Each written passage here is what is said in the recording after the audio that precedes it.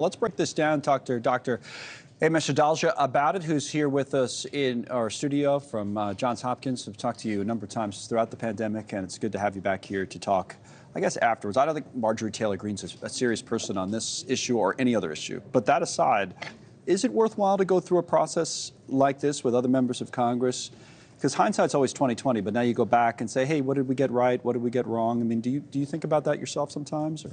Definitely. I think it is very valuable to have a sober accounting of what decisions were right, what decisions were wrong, where we can do better, because this isn't going to be the last pandemic we face. And we want to make sure that all of our systems are optimized. And these types of hearings can do that, but not in the manner that they're conducted, where it's basically performative theater. But there is a way to get it right so we don't have all of the loss of life, all of those businesses closed, all those kids out of school. Right. So, you know, like the 6-foot distancing, okay, so let me play that clip, see if we can get something constructive out of that.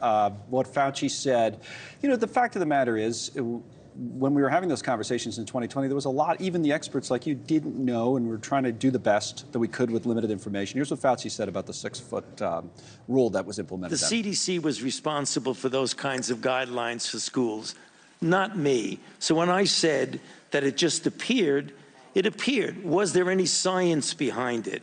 What I meant by no science behind it is that there wasn't a controlled trial that said compare 6 foot with 3 feet with 10 feet.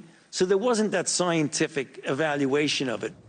So is that something we might do differently next time around, or have we learned something? What do you say? Well, I think it's definitely the case that we're going to have guidance that we have to issue to the general public, and we have to be clear about what evidence supports it, where we're making extrapolations from historical data. All of that would be very important. Sometimes in kind of the fog of war during a pandemic, a lot of that gets kind of short shrift, and people don't understand why those decisions are being made or what the rationale behind them is. And I think that transparency is going to be necessary, and I think people have learned, the CDC, the NIH, about making sure that the public understands what's behind these recommendations and how they might change, what questions we don't know the answers to, and how we're going to find those answers out.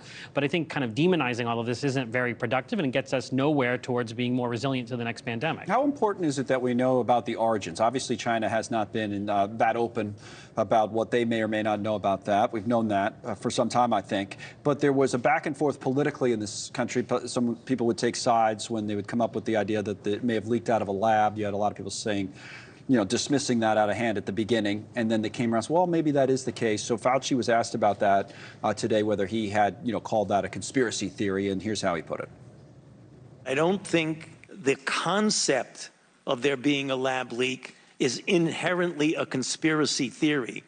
What is conspiracy is the kind of distortions of that particular subject, like it was a lab leak and I was parachuted into the CIA like Jason Bourne and told the CIA that they should really not be talking about a lab leak. Thank you. That's the conspiracy. Appreciate. All right, so he says that kind of stuff is nonsense, but what about the origins of COVID? I do think the origin is an active investigation that we want to figure out. We want to know whether this came from an animal and what that animal might be, because that will change our interactions with that animal, or if this came from a lab, because we want to understand the biosafety lapses that might have led to it. So this is something that we want to understand, but I think it's very hard to do that without China being more transparent, because they're the ultimate ones that will actually have the information necessary to determine the origin definitively. How's your thinking on that issue evolved, or has it?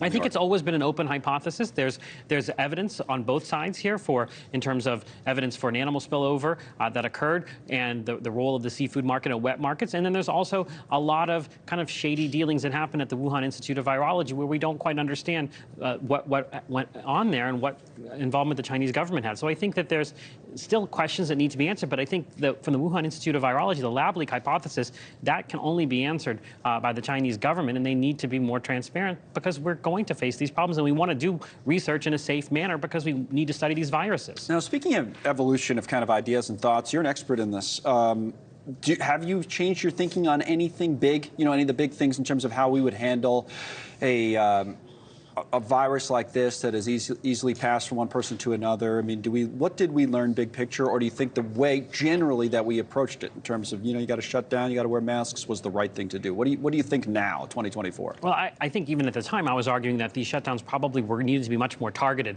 But what happened was there were so many blunders by the international governments, federal government, state governments, school districts, local governments, that they were left with these tools that were the only things there. And governors didn't want to be responsible for deaths, and they wanted to stop it as much as they could, and that's what they did. That's not the way you want to handle this. What you want to do is be proactive. We should have been acting early in January of 2020, not mid-March of 2020. And one of the things that I did learn is that it's very difficult to do any of this in a with politicians calling the shots, because it becomes a political issue rather than a actual operational thing that you need to achieve certain goals. It became politicized by everyone on all sides at all levels of government. I mean, it still is, right? Yeah. Yes. 4 years later. And I mean, it's hard to talk about it. I mean, we're talking about it, you and I are now. But I mean, I feel like if you bring it up outside of here, right away people shut it down. They don't want to. Maybe they, it could be PTSD. They don't even think about what we went through to some extent. But I think a lot of it is politics. People just don't want to touch it and don't want to get in an argument with someone over it. Exactly. It became just like everything else in our world, that there's a Democrat version of it, a Republican version of it, and reality is kind of thrown out the door. And the best practices are something that aren't learned, because people see this as something that is advancing a political agenda, whether that's with Democrats or whether that's Republicans, and that's no good for anybody. That just leads to really horrible pandemic or emerging infectious disease responses. Now, what do you think the impact of these hearings will be? I'll put up a headline from NPR that kind of speaks to that. It says, as Republicans probe the COVID origin, some see an attack on science. Others say it's long overdue. There was a doctor who was quoted calling these hearings absolutely atrocious and predicting they'll have a long-term detrimental effect on science, biopreparedness, and virology in that piece. What do you think? I definitely think seeing Dr. Fauci dragged before these people who really, I wouldn't even think are worthy to be in the same room as him in certain situations, that's not good for science. That's not, if scientists are treated that way, where they're said that they should be going to jail, that they won't even be called doctor because they don't, that type of stuff is not good for science in general. But could there be like a 9/11 commission type of thing? Yes, there could be something like that. And we've seen similar things in the UK and other countries where they did have a more polite, not actually. Well, anything would be better than some of that, but yeah, it's worth looking into, is your point. Is it fair to say some people, I don't know if Fauci's one of them, but that some people were a little too arrogant in their thoughts at the time, saying, it's my way or the highway type of stuff? Is that what gets people worked up? Is that a fair criticism? I think that it's very hard for scientists to convey nuanced information in sound bites, and then it comes out as people being arrogant, people really being like they have this air of authority, when there are caveats that just get edited out or can't be used in a sound bite. And I think people have to understand that, and I think communications experts have to help scientists talk about what we don't know, what we do know, and not be very definitive when the evidence might not be definitive, and talk about what might change in the coming days. That's the best practice. No, it's fair. It sounds like a dumb comparison, but it's like the weather guy telling you whether it's going to rain. They don't know 100% it's going to rain. They're always giving you a percentage, 50%, 60%, 70%, and that's how you talk as well as a scientist, and odds and percentages rather than absolutes. But thank you, Dr. And I'll still call you Doctor, by the way, Dr. Adalja. Thanks for coming in. Thanks for having me. All right.